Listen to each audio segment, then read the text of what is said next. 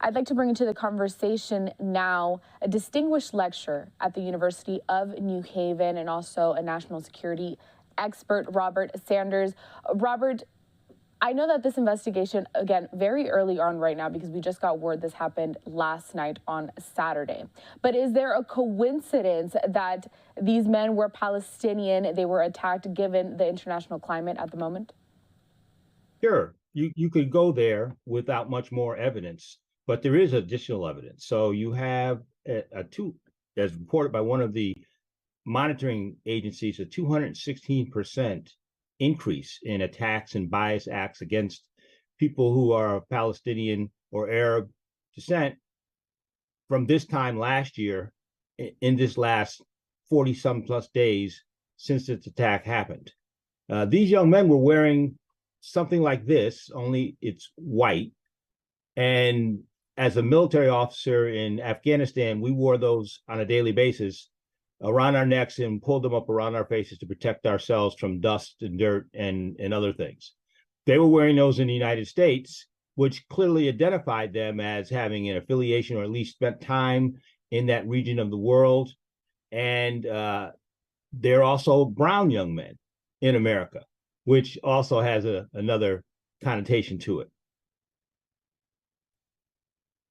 I'd like to bring up also this tweet from Senator Bernie Sanders over there in Vermont, of course, talking about this latest incident here. He says it is shocking and deeply upsetting that 3 young Palestinians were shot here in Burlington, Vermont. Now, you had mentioned that violence against Palestinians, it has gone up when compared to numbers last year. And I know that we've also heard reports on violence against Israelis, people that are Jewish American. How do those numbers compare to what Palestinians in the U.S. are facing? Right now, there are fairly similar in terms of the rise. Unfortunately, that's the case. America has a history where we can take a group, particularly a group that is not of European descent, and use them as a scapegoat for circumstances happening in the United States or elsewhere in the world. And we've seen that happen before. And we also dehumanize them. After Pearl Harbor, the Japanese were dehumanized. You could see it in cartoons. After Black Lives Matter, you could see dehumanization of African Americans in this country. So we have a sustained concern with this nationally, and this international environment just heightens that.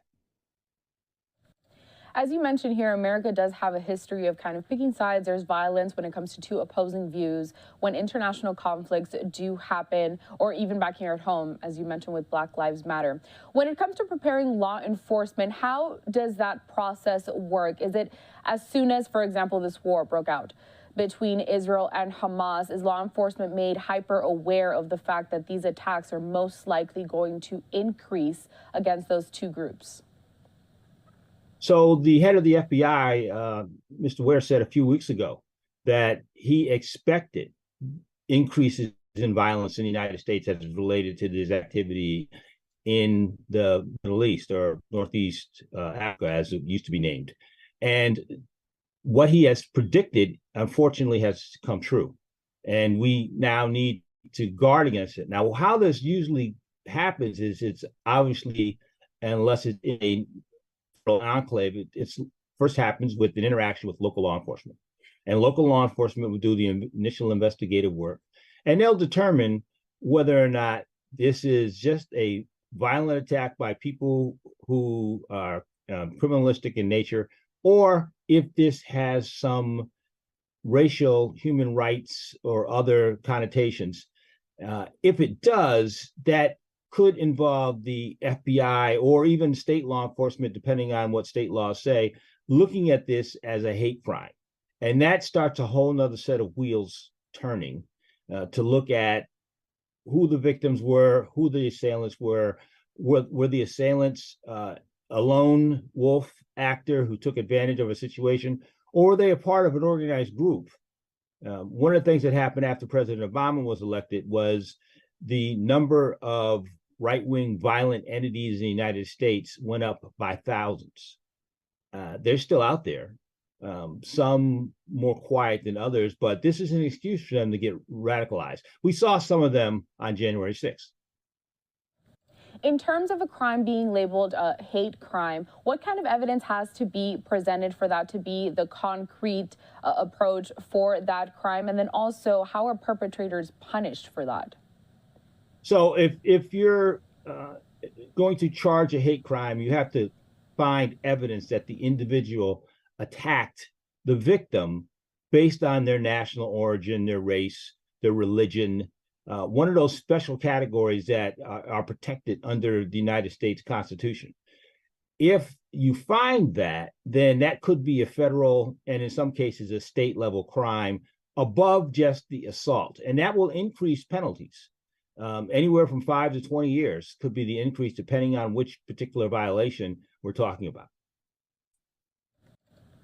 I want to talk a little bit about the war between Russia and Ukraine, because that has been going on for a while too. Did you see comparable crimes like that when it comes to maybe Russians in the U.S., Ukrainians in the U.S., more so compared to Jewish Americans and also Palestinians in the U.S.?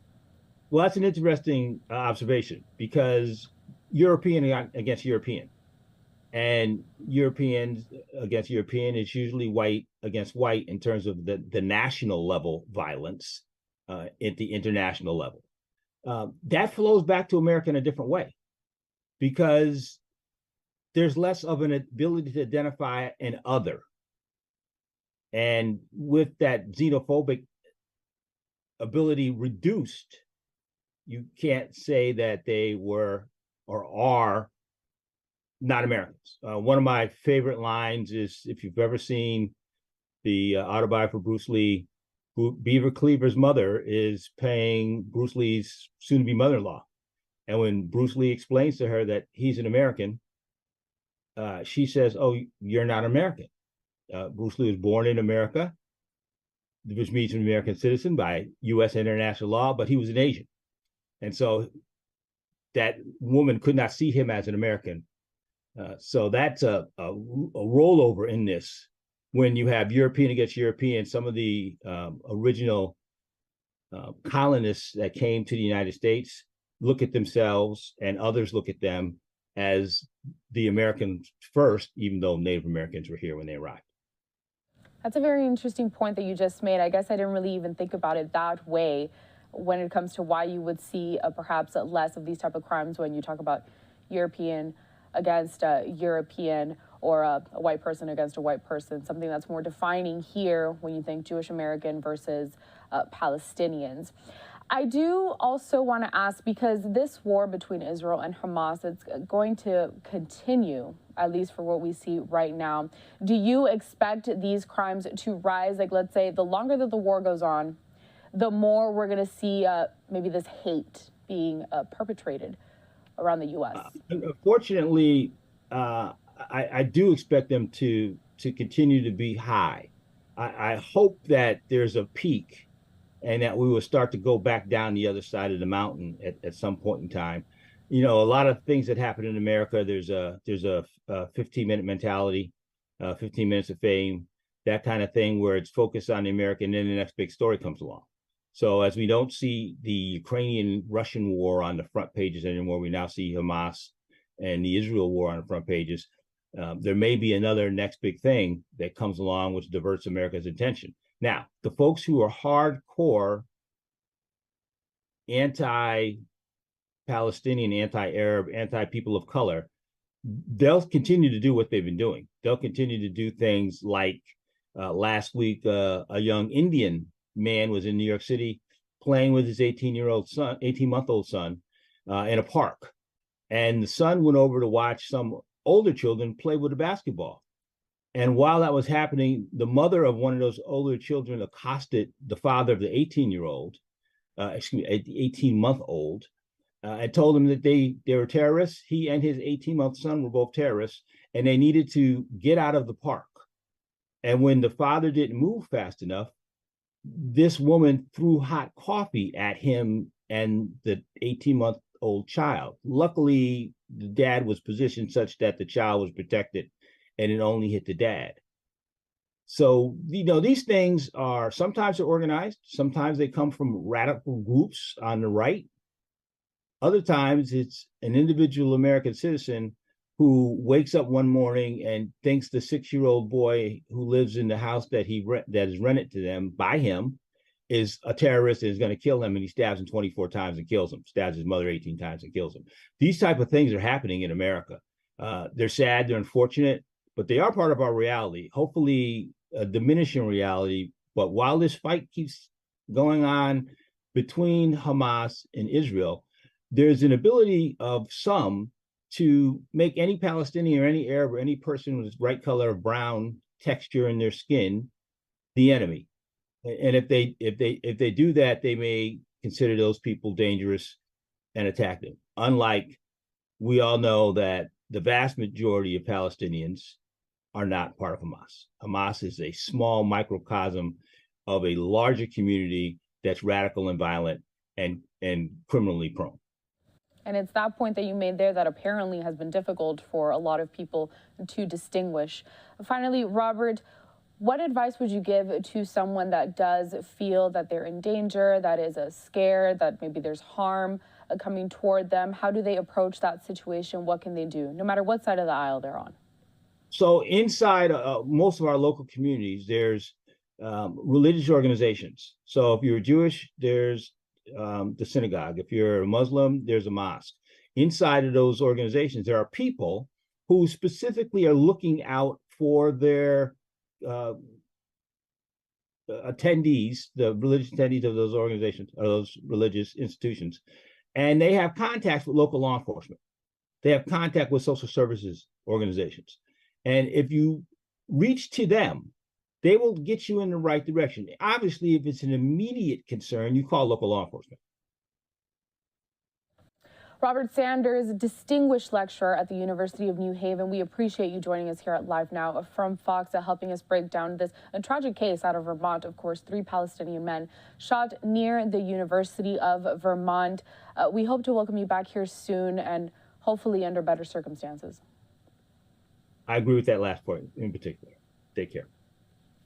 I do want to bring up this tweet one more time as we kind of wrap up this last segment here on our programming of a photo of the 3 young Palestinian men that were shot, students at Brown and other U.S. universities. Now, this happened on Saturday night. Today is only Sunday, so this investigation very early on. We still have a lot more to learn in this case.